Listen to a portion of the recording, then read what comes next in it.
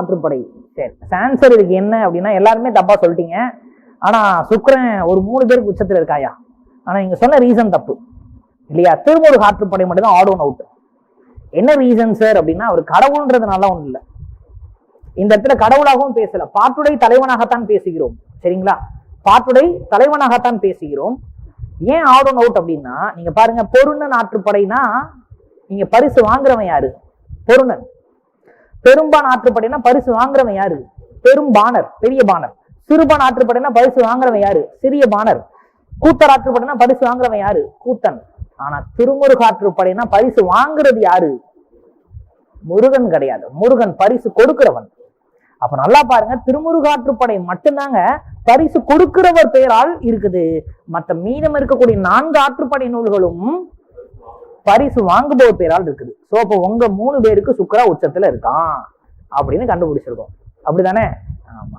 மத்தியானம் பிரியாணி வாங்கி கொடுத்துருங்க, சுக்கிரா உச்சத்துல இருக்காருன்றத கன்ஃபார்ம் பண்ணிடலாம். ஓகேங்க, நல்லது, சூப்பர். சோ கிளியர் ஆக்குறோமா? சம்டைம்ஸ் நம்ம ஃப்ளூக்ல கெஸ் பண்றதும் சரியாக வரும். இந்த அண்ணா கிட்ட இருந்து ஒரு விஷயத்த நீங்க கத்துக்கங்க. அவர் ஃபர்ஸ்டே திருமுருக ஆற்றுப்படை சொன்னாரு.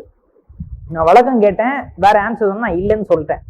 இல்லைன்னு கூட சொல்ல, அப்படியா அப்படின்னு தான் கேட்டேன். இல்லைன்னே நான் சொல்லல, அப்படியா அப்படின்னு கேட்டேன். இல்ல இல்ல இல்ல இல்ல அப்படின்னு சொல்லி வேற ஆப்ஷன் மாத்தினாரா? எல்லாருக்குமே இந்த விஷயம் நடக்கும். நீங்க கொஸ்டின் பேப்பர்ல, ஏன்னா எல்லாமே நம்ம OMR ஷீட் தானே ஷேர் பண்ணுவோம். எஸ், என்ன பண்ணுவோம் அப்படின்னா ஃபர்ஸ்ட் ஒரு கொஸ்டினை வாசிச்சோன்னே இதுக்கு ஆன்சர் என்னன்னா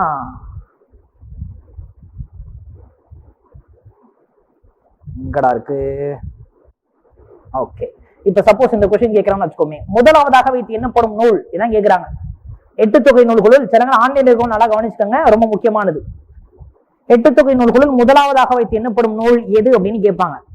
நீங்க கொஸ்டின் வாசனே நற்றிணை அப்படின்னு உங்களுக்கு தோணிரும், நற்றிணை தான்டா அப்படின்னு சொல்லிட்டு நாம என்ன பண்ணோம்னா கொஸ்டின் பேப்பர்ல ஒரு புள்ளியை வச்சு விட்டுருவோம், நற்றிணை அப்படின்னு.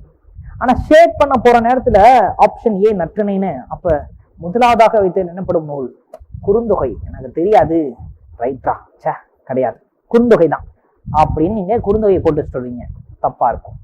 நல்லா ஞாபகம் வச்சுக்கோங்க, நம்ம சப்கான்சியஸ் மைண்டுக்கு நல்லா தெரியும். சப்கான்சியஸ் மைண்டுக்கு கரெக்டா என்ன அப்படின்றது தெரியும். ஃபர்ஸ்ட் டைம் என்ன தோணுதோ அதுதான் ஆன்சர். மூளையை கொஞ்சம் யோசிக்க விட்டீங்கன்னா அது குழப்பி விட்டுரும். இனிமே கத்துக்கங்க, புரியுதா? இந்த மிஸ்டேக்ஸ் எல்லாம் கத்துக்கிட்டீங்கனாலே போதும், நம்ம சூப்பரா கிளியர் பண்ணிடலாம். சரியா? இப்ப ஃபர்ஸ்ட் என்ன தோணுதோ அது ஆன்சர். யாருக்கு? குறிப்பா உங்களுக்கு ஃபர்ஸ்ட் என்ன தோணுதோ அது ஆன்சர். இந்த அண்ணன் வாழ்க்கையில இருந்து ஒரு லைவாவே உங்களுக்கு எக்ஸாம்பிள் கிடைச்சிருச்சு, திருத்திக்கணும். சரி, தெரிஞ்சுக்கணும் மக்களே, தெரிஞ்சுக்கணும் அப்படின்னு. சரிங்க சார், அருமை. இப்ப புறம் சார்ந்த பாடல்களை எழுதியவர்கள் யார் யார் அப்படிங்கிறத நம்ம பார்க்க போறோம். திருமுருக ஆற்றுப்படை எழுதியவர் நக்கீரர். சரிங்களா? எஸ். பொருணர் ஆற்றுப்படை முடத்தாம கண்ணியர். பொருணர் ஆற்றுப்படை முடத்தாம கண்ணியர். சரிங்களா? முடத்தாம கண்ணியர். பெரும்பன் ஆற்றுப்படை கரியலூர் உருத்திரங் கண்ணனார்.